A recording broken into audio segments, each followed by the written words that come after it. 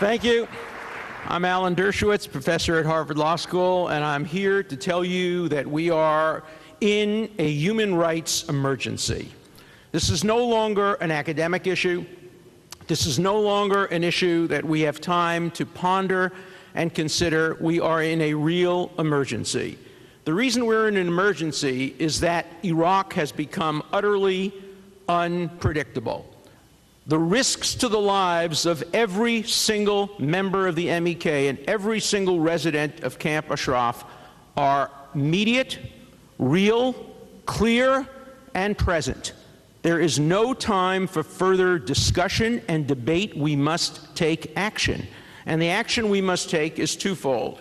Number one, the MEK must immediately be delisted. That is required by law, it's required by morality, and it's required by the facts of the case. The United States Court of Appeals has issued an order demanding that the State Department reconsider. The State Department has been dragging its feet. They've been speaking out of two sides of their mouths. We have been on the phone repeatedly with State Department representatives. On the one hand, they tell us it doesn't matter at all whether the MEK is listed or delisted. And on the other hand, they're telling us that European countries won't take members of the MEK, and the reason for that is precisely because they remain listed. They must be taken off that list. It matters greatly. It matters under American law, it matters under perceptions, it matters under the realities of the situation. And I'm very worried about the two-step process that is now under consideration. First, move a few hundred to Camp Liberty, and then move the rest to Camp Liberty. There has to be an inspection with photographs, with forensic evidence, to forbid the Iraqi government from planting evidence, because what the Iraqi government is now looking to do is they're looking to make excuses to do what they know they would like to do, and that is once again attack the residents of Camp Ashraf. They need a reason for doing it because they're being watched by the world as the result of this great human rights activity that we're all engaged in today. This has been one of the classic human rights activities and advocacy projects, and it's been very successful in bringing this matter to the attention of the international community, the international media. So the Iraqis know we're watching them, but they're still looking for excuses to do what we know they want to do. We have to make sure they have no such excuses. So the first thing has to be delisting, because the Iraqi government says we're dealing with terrorists. We're dealing with people the United States government has declared to be terrorists, and who is sympathetic with terrorists. The fact that you call somebody a terrorist doesn't, however, make them terrorists. And there's no evidence, we know that any military action or terrorist action has occurred, certainly not in the last decade.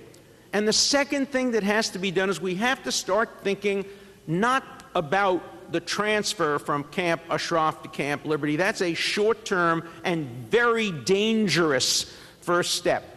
The ultimate goal has to be to make sure that every resident of Camp Ashraf no longer is within the jurisdiction of Iraq. They must be moved out of Iraq as quickly as possible. It may take a two-step process. We can't wait until the European countries and the United States and Canada and other countries are willing to accept members. There has to be an intermediate step. Whether it's an airlift to Jordan or an airlift to another country, somewhere where they're out of Iraq. And we're not talking about comfort. There's a lot of mistake. The State Department says, oh, you're worried that there won't be playgrounds for the children. You're worried that there won't be this facility or that facility. That's not the ultimate issue. That's a concern, but it's not the ultimate issue. The ultimate issue is the safety, the physical safety of the residents. There is an emergency, as I've said. There's no time for the usual procedures of the courts to go slowly. The delisting has to occur immediately. Both the Quran and the Talmud say that he who saves a single human life, it is as if they have saved the world. That is part of the Christian tradition, the Jewish tradition, the Muslim tradition, and every humanitarian tradition. We are in a position to save human lives.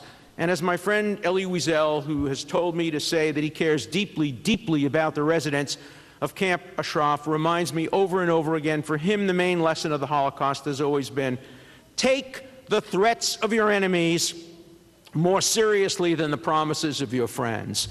Now, we are friends of the people at Camp Ashraf, and we, as a government, the United States has made promises.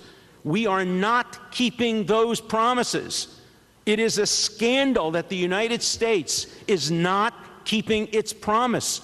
We demanded of the residents of Camp Ashraf that they give up their ability to defend themselves in exchange for a solemn and sacred promise that we would take over their defense, we would protect them.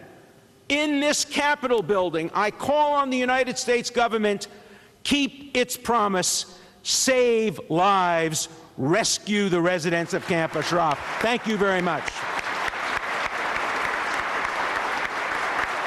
I'm Ruth Wedgewood. I'm a law professor here in town at Johns Hopkins University. I was also in Geneva and New York as the U.S. member of the United Nations Human Rights Committee for 8 years.